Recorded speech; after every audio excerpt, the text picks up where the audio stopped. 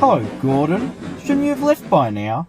There's a 5-minute delay due to sheep on the main line. Just preposterous. Oh no, a 5-minute delay? It's a catastrophe. The world's gonna end. This is not good at all. If I can't make up extra time, I'll be 5 minutes late at the next station. And then the next. And the next. Sounds like someone got out of the wrong side of the shed. It's not the end of the world, Gordon. But it's... Oh well. I guess there are worse things that could happen. That I agree with. Exactly. Besides, whatever problems happen today, remember that there's always tomorrow.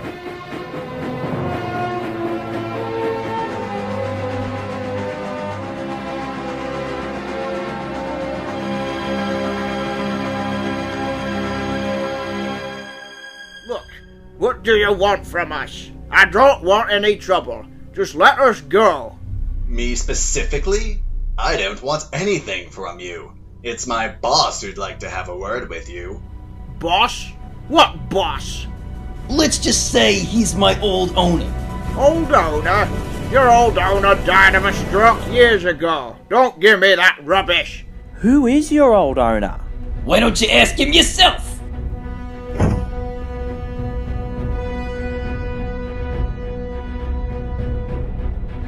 Oh my God. How is this possible? You're supposed to be dead! Am I not dead? Oh, sorry about that.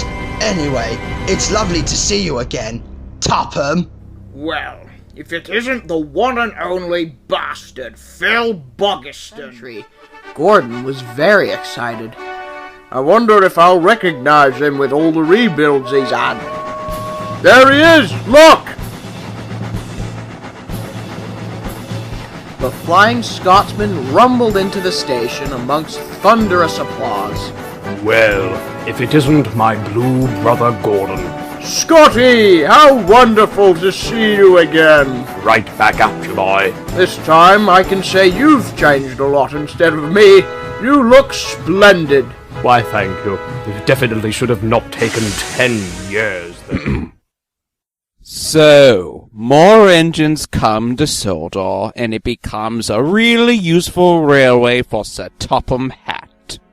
Modernization progresses, but one engine won't be there to see it happen.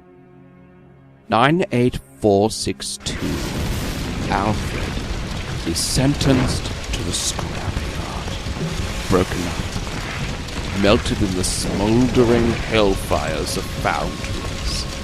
Recycled. No longer important. No longer needed. I think not! 2 very special engines shall take my place. After all, they can't be really useful if they're scrapped! What the hell is wrong with you? You're having a mental breakdown. Henry the Green Engine and Gordon the Big Engine, together you will both burn in the fires of hell!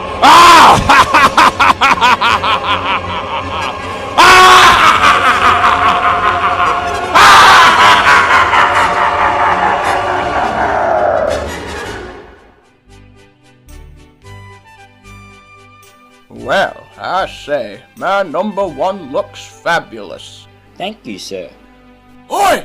Thomas, we're not allowed to go in there. It's dangerous. Train, Daddy. Blue train. Yes, Thomas, that is a blue train. Now come on, we're not allowed in here. I do apologize for the intrusion. He's only 3. Oh, it's quite all right. I was just as curious when I was at that age. Sir, Yes? I think I may have found myself a good name. Besides, aren't I just a bunch of old iron? I better give up and be preserved before it's too late. Gordon hissed angrily. You listen here, Edward.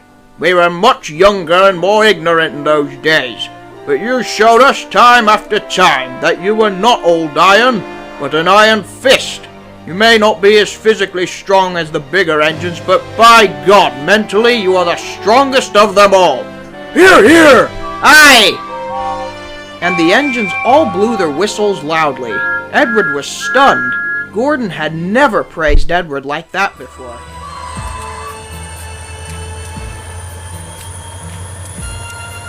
You know, I think it would be funny if he was sent away instead.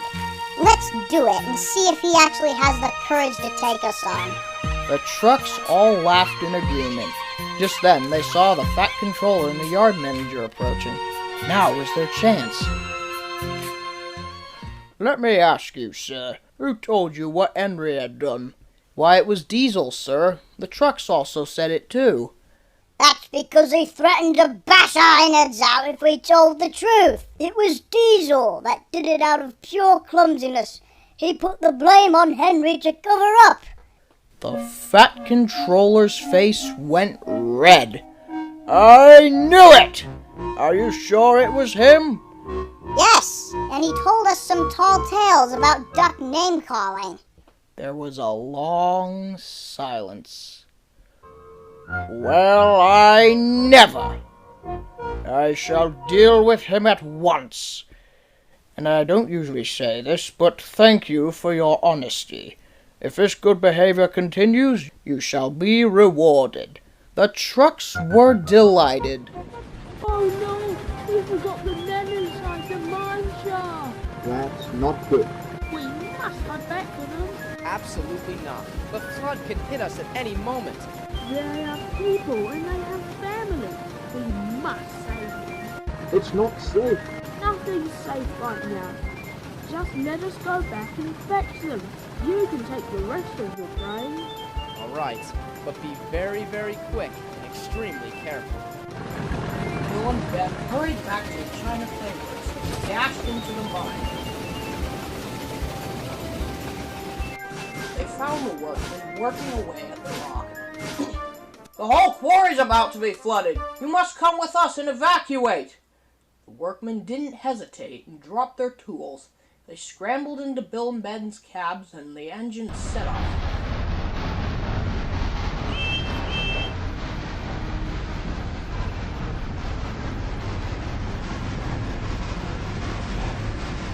However, by the time Bill and Ben emerged from the mine, their tracks were already submerged in water. Ooh, I don't like this. Quickly! I'm sure there's gonna be a lot more water soon.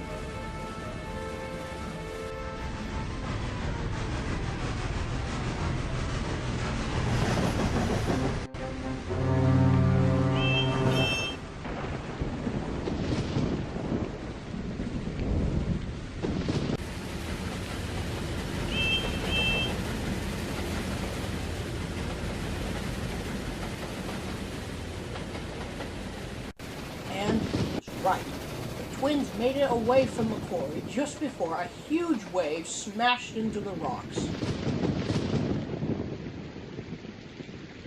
There was over 10 feet of water.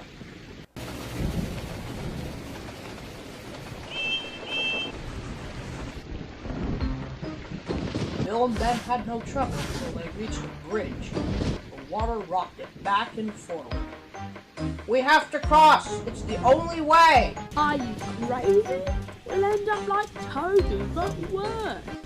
Oh, stop being a pussy and go! Ah, stop pushing me!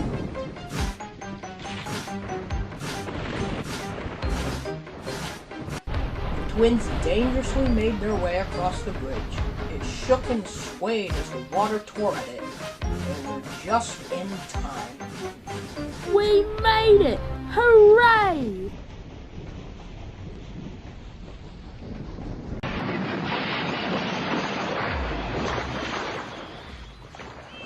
Bill and Ben forged ahead through the blinding rain. They swam through a huge puddle and kept on going. Their wheels gripped the rails as hard as they could.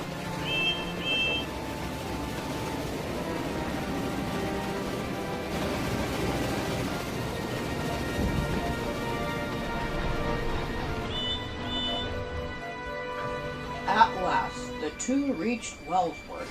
The workmen all cheered. Well done, Bill and Ben. You have saved the lives of 4 men. A fine effort indeed. I am very proud of you both. You look glum, Percy. What's up? Oh, I'm just concerned about all these events on the railway. Is it still safe for us? I'm sure it is. Don't worry. I'm certain we will catch this criminal. The investigation is looking into it right now. Well, the other engines have a theory as to who it could be. And who's that? Well, they think it might be Otto Grubb.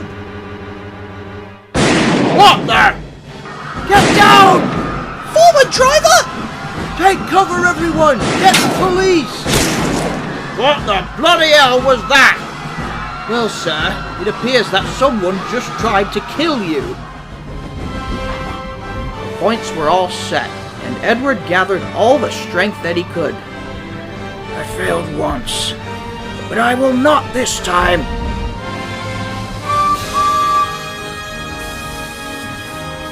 The first coach moving helped to start the second, and the second helped the third, and the third helped the fourth, then the fifth, the sixth. Come on!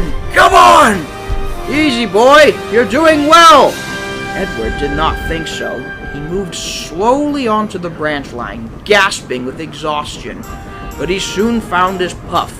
Slowly but surely, the train gained speed over the icy rails. Well done, boy! You've got them! You've got them!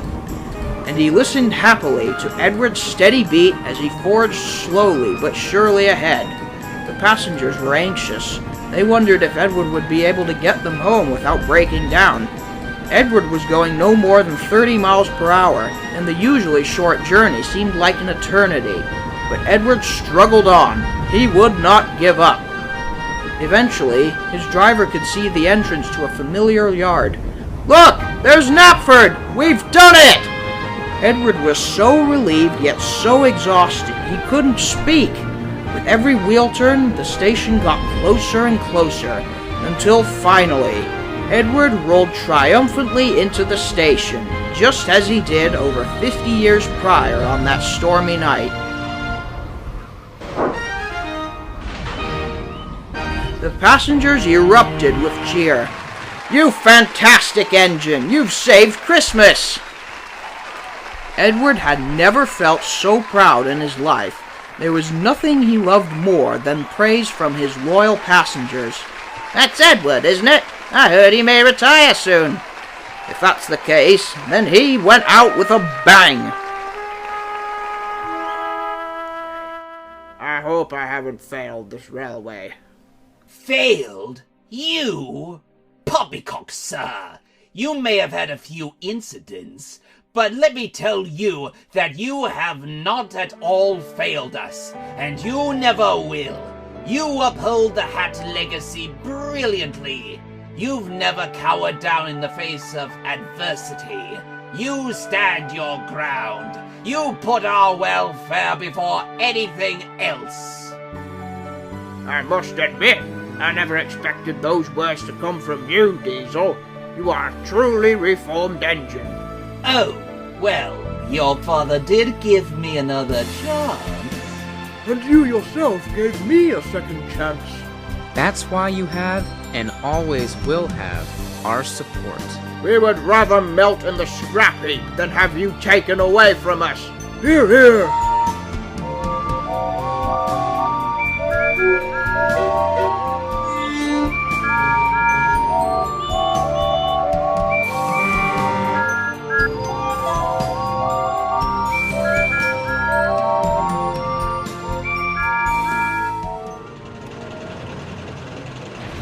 Wasn't long before they could see the bus. There they are, sneaky devils. Wait, what are we gonna do when we catch up to them? It's not like we can run off the rails and bash them. But Boco had an idea. A level crossing, we must get to it before they do. Oh, you clever Diesel. Boco went faster and faster. The thieves were oblivious to Boco's plan and thought he was just a passing freight train when he rumbled by them. Soon, Boco was far ahead, nearing the junction to the main line. Brakes, driver! Righto! As Boco began to slow down, he could see the bus again. He began to worry if they would notice and turn around. But luckily... Oi! Look out! He was just in time. Hang on, that sounds like an engine. How can it be? No engine's supposed to come through here for at least another hour. That sounds like Alfred, but what's he doing with all those tankers? At long last, my revenge is about to be completed! Oh crap, he's on the same line! Oh, Gordon, Henry, you have a very important passenger to meet today, and his name is Lucifer!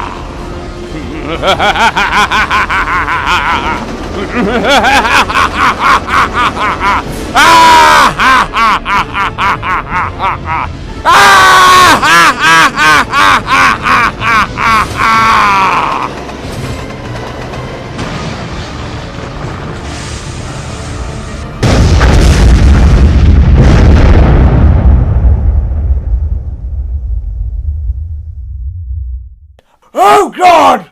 Oh my God! What the hell just happened? With a huff and a puff, the engine set off. It was not easy work at all, pulling 10 coaches and a broken engine.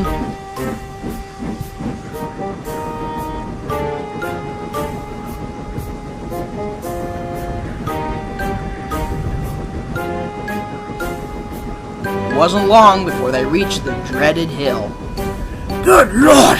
This is much worse than I thought! I fully agree. Heave! The wheels slipped furiously as the engine snorted up the hill at no more than 8 miles per hour. I think I can! I think I can! I think I can! Catchy phrase. Where have I heard that one? We're stalling! Come on! We're right at the top! There we go! Just get the coaches over the top and we'll be through. There we go! I've done it! I've done it! You mean we've done it? Well done, you two. We're moving again. There was still a long way to go, and the engine struggled on through the fierce wind and rain. Puff to a steady rhythm. Here's Crosby. Here's Ellsbridge. Just one to go. And here's Tedmouth. Look, the rain has stopped. By Jove! That chap might actually do it! And with puff after exhausting puff, Croven did. And so it was arranged. I was given an overhaul and felt like a new engine. Not long after I arrived, I had quite an encounter with 2 little engines that almost drove me bonkers. However, Edward and I soon managed to get a grip on them, and now we're all great friends. Some of the engines were a little skeptical to my arrival, especially James and the Scottish twins, but eventually they saw that I was not part of those negative stereotypes. I befriended Gordon in such an amusing way. He still thinks I saved his life when I told Bill and Ben to stop tormenting him. I still don't know if he knows that the twins were only teasing. Unfortunately, starting in 1967, all my remaining brothers were scrapped. All except one, Vicar. His preservation was actually unintentional, but even though all of them and D5703 may not be here physically, their spirits live on. And I know regardless of what happens, my Sodor friends will always have my back. We are all here on the Fat Controllers Railway. We all stick up for each other and help those in times of need. Being on this railway made me realize quite a bit. I used to think being really useful just meant how reliable your engine ran or how fast you went, but it's not. Being really useful and reliable means being there for others and doing the best you can with what you're given. It's not about relying on someone to be there on time or to be free of problems. It's about relying on someone to lend a hand regardless of your problems. I'm proud to be an Engine of Sodor, and we team together to help those in need on this magnificent railway.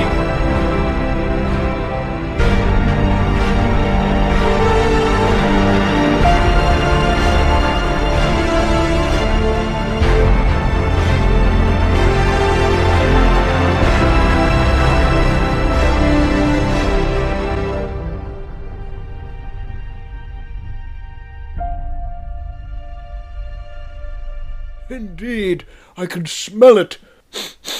Hang on, that smells very burnt. There must be a fire. There was indeed, but before it could be extinguished, it ignited a fuel barrel. Oh Christ, quick, get the hose! But it was no use. The fire had spread to the walls. The fire alarm blared and everyone ran out. Hey, what about us, folks? The workmen had already evacuated. It was at this time that Diesel came buzzing by. Oh Lord, look at that! Help! Neither Oliver nor Salty could move. They had no fuel and steam.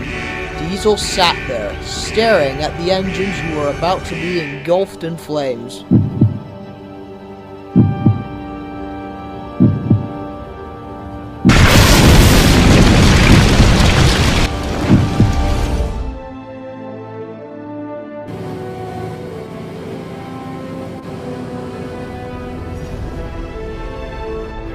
What are you doing? Are you mad?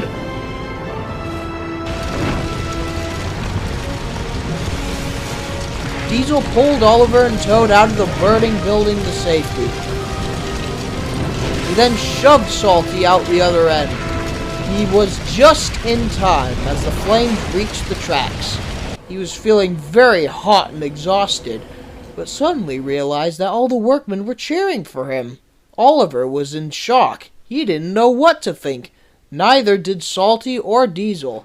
But the twins were scared and tried to race across it to the other side. But before they could... Help! There was nothing but two rails supporting Donald's front. The bridge groaned and creaked from the weight of the train. The bridge is going to fall. Douglas tried to move backwards, but the wood creaked and cracked. Stop! It'll fall if you keep going. It'll fall if we stay on it. Douglas was right. Wood beams snapped and fell into the water. 199 came to see what was the matter. Oh dear! That bridge is going to fall! Help us, 199. Don't be done. Why would he help us after how we treated him?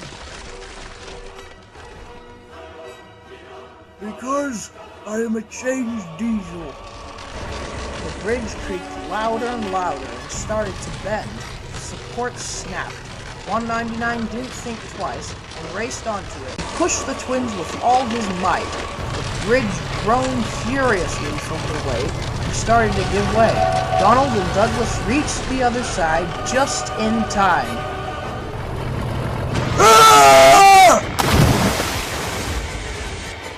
But the Diesel did not.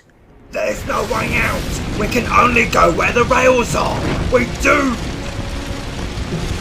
Not necessarily. You two still have fuel in you, don't you? Reverse backwards and don't stop when you get to the wall. We will go straight through it! Exactly! That's the point!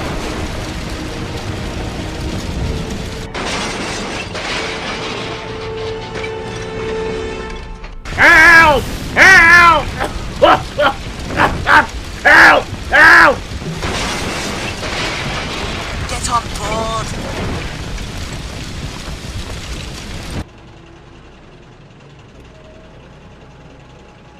Come on, let's get out of here. What about the explosion? It's too late. We'll have to kill Topham another way.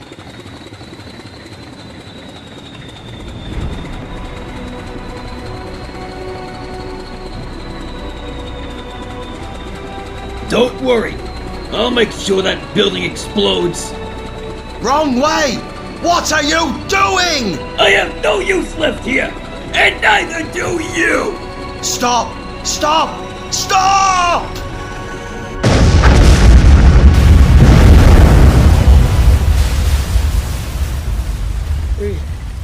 He just suicide bombed that building. I think Bogiston was on board, which means... that means he's dead for real this time. If I was there a second longer, I would have melted into a drink.